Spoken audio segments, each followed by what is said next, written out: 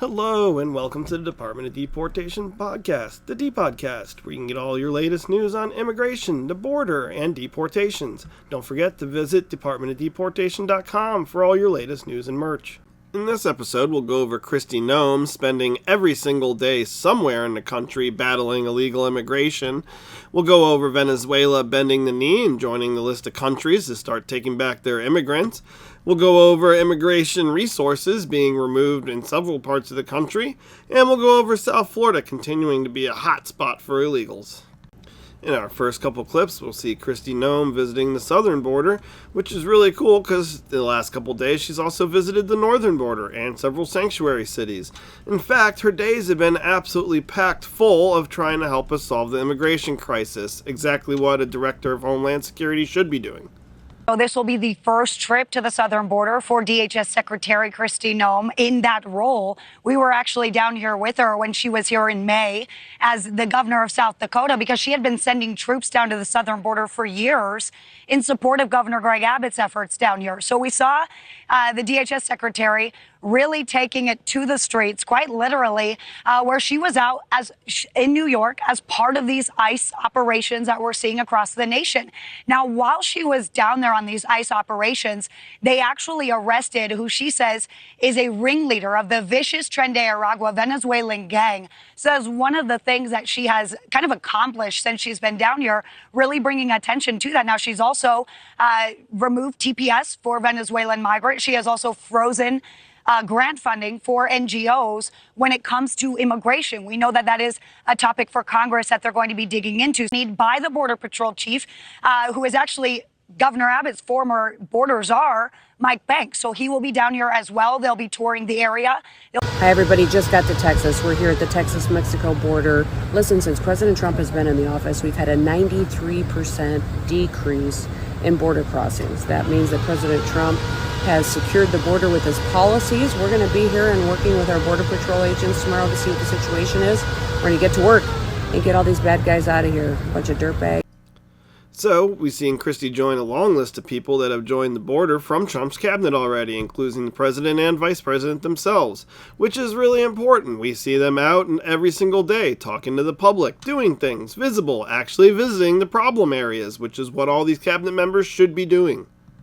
In our next clip, we'll see Venezuela's latest country to bend the knee and kiss the ring. U.S. President Donald Trump said on Saturday that Venezuela has agreed to receive all Venezuelan illegal migrants captured in the United States and pay for their transport. That includes gang members of Tren de Aragua, Trump said in a post on Truth Social.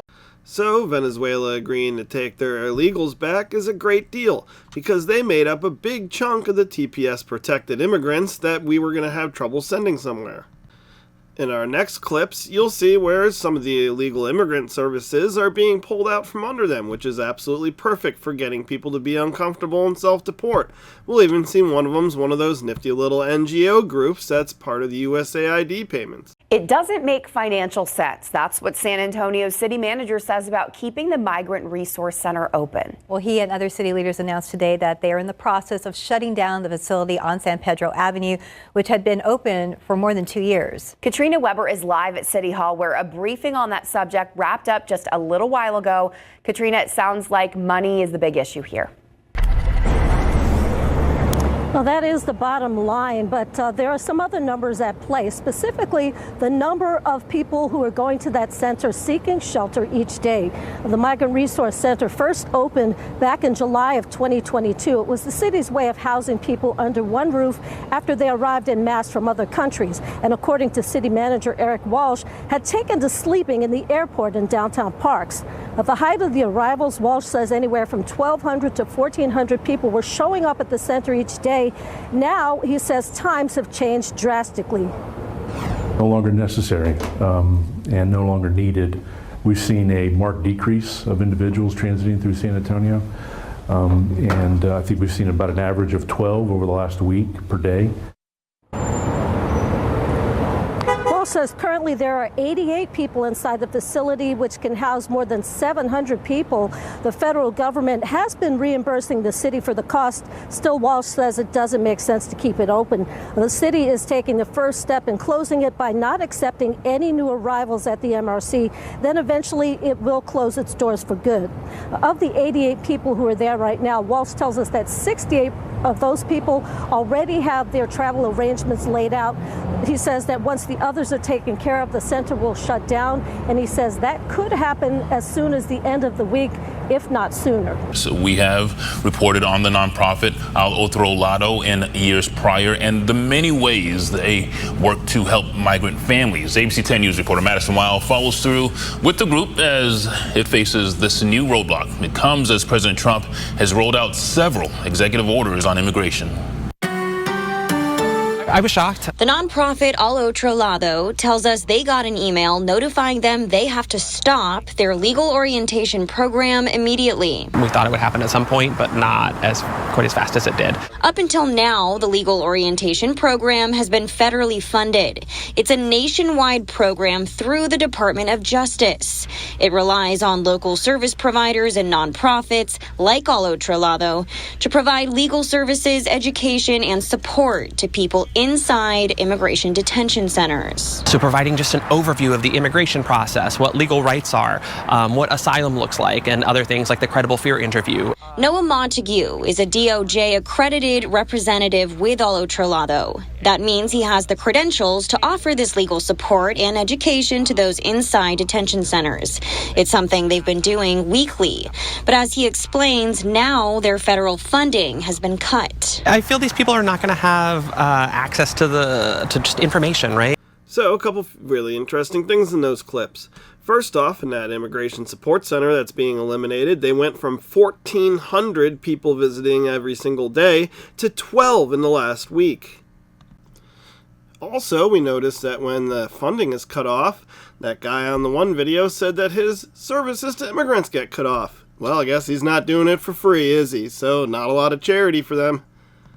In our final clips, we'll once again be going back to sunny South Florida, which seems to be one of the epicenters of current immigration smuggling still going on. We'll take a look at Lake Worth, and where an incident at a Home Depot has led to people being scared, which is fantastic. Good, be scared, go home.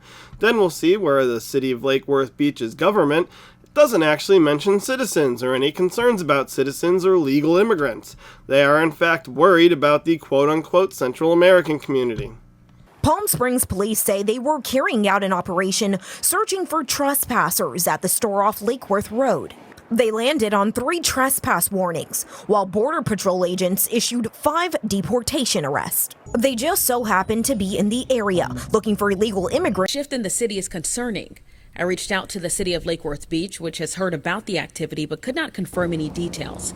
I'm also working to get more information from the ICE Miami field office. Lake Worth Beach Commissioner Reynaldo Diaz said in a statement, quote, Lake Worth Beach has a strong bond with our Central American community, but that is in turmoil right now due to the harmful rhetoric being openly shared, targeted policy changes, and now the threat of deportation breaking apart families. City officials say that they are aware of the concerns but have little control over federal immigration enforcement. Weird that the city of Lake Worth and that commissioner don't actually mention residents, citizens, legal immigrants, or any of the people actually paying taxes in. They are concerned, however, they don't want to say it, they are concerned about illegals. They are operating a quasi-undeclared sanctuary city. Well, that does it for this episode. Don't forget to subscribe to our channel, and don't forget to visit departmentofdeportation.com if you like any of the merch that you saw there and you want to let people know how you feel through a shirt.